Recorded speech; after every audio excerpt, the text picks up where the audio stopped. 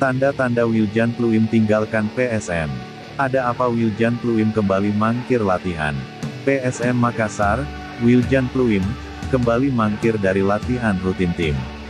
Pemain asal Belanda itu tidak terlihat batang hidungnya.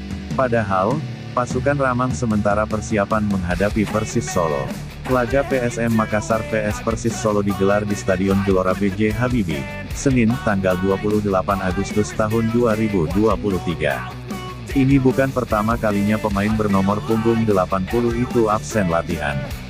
Setelah melawan Bali United pada pertandingan pekan ke-8 Liga 1, Wiljan Pluim tidak ikut latihan bersama PSM Makassar. Bahkan Wiljan Pluim memilih tinggal di Bali bersama keluarganya.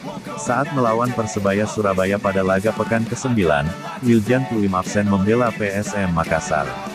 Absennya Wiljan Pluim berdampak terhadap penampilan PSM Makassar. Persebaya Surabaya sukses mempermalukan PSM Makassar dengan skor 1-0. Begitu pula saat melawan Yangon United di AFC Cup. Wiljan Pluim tak dimainkan full melawan Yangon United. Wiljan Pluim baru dimasukkan babak kedua. Praktis PSM Makassar mengandalkan duet Adilson Silva dan Everton Nascimento.